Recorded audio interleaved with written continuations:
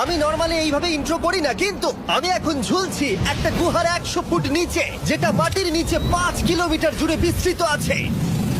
আর আমরা এটা পছন্দ করি বা না করি, যখনই আমি আর আমার বন্ধুরা মাটি টাচ করলাম, আমরা অফিসিয়ালি এখানে আগামী 7টা দিন কাটাতে চলেছি। বাবারে, এটা আমার জীবনে করা সব থেকে ভয়ঙ্কর জিনিস। প্রথমত, আমাদের এখন এখান থেকে অনেকটা দূরে যেতে হবে। কেন? যদি ঝড় বৃষ্টি হয় তাহলে এই পুরো জায়গাটা জলে ভরে যেতে পারে, আর সমুদ্রের মতো ঢেউ এসে সবাইকে ভাসিয়ে নিয়ে যেতে পারে। সেই জন্য আমাদের আরো ভিতরে যেতে হবে একটা বেস ক্যাম্প বানানোর জন্য। ভাই এটা পুরো পাগলাম। এটা একটা অন্য জগৎ মনে হচ্ছে। এই কেভ এন্ট্রান্সটা হয়তো দেখতে সুন্দর, কিন্তু দেখে যা মনে হচ্ছে আসলে তা নয়। আর আমরা হয়তো জানি না যে আগামী 7টা দিন আমাদের জীবনের সব থেকে কঠিন সময় হতে চলেছে। সব থেকে বাজে ডিসিশন।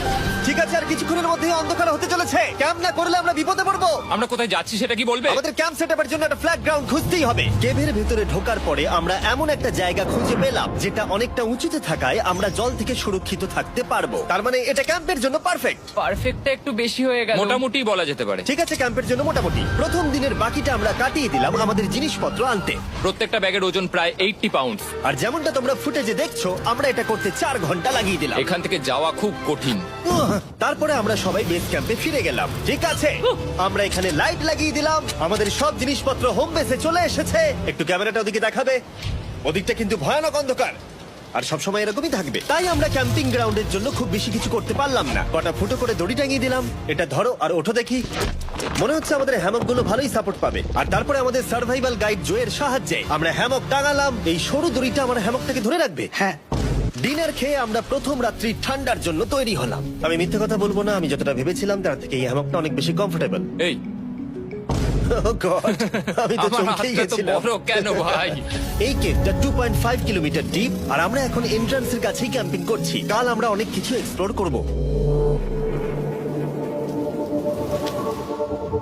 তোমরা কেমন ঘুমালে?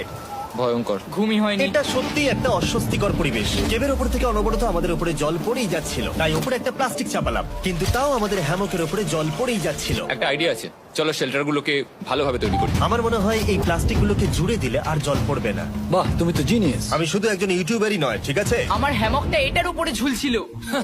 মানে দেখো, আমি আরেকটু হলে হ্যামক থেকে নেমে পড়ে যেতাম। আর আমরা সেই সময় এটা বুঝতেই পারিনি যে এই গর্তটা প্রায় 40 ফুট গভীর। তাই যখন আমি আর শন প্লাস্টিকগুলোকে জুড়ছিলাম, তখন ম্যাক আর কার্ল এই গর্তটা কতটা ভয়ঙ্কর সেটা দেখতে গেল। আমার হ্যামকটা দেখতে পাচ্ছো? ওখানে আমি ঘুমোচ্ছিলাম। এদিকটা দেখো। আর যেহেতু এই কেভে সব একই রকম দেখতে, তাই আমাদেরকে ফলো করা অনেকটাই কঠিন ছিল। এই ম্যাপে তোমরা আমাদের হোম বেস দেখতে পারবে, আর দেখতে পারবে ওরা ওখান থেকে কত দূর হ্যাঁ, যাচ্ছে। এটা তো খুবই ভয়ঙ্কর। ভাই এটা পাগলামো। আর যখন ছেলেরা র্যান্ডমলি এক্সপ্লোর করছিল, তখন আমি আর শন ক্যাম্পে কাজ করছিলাম।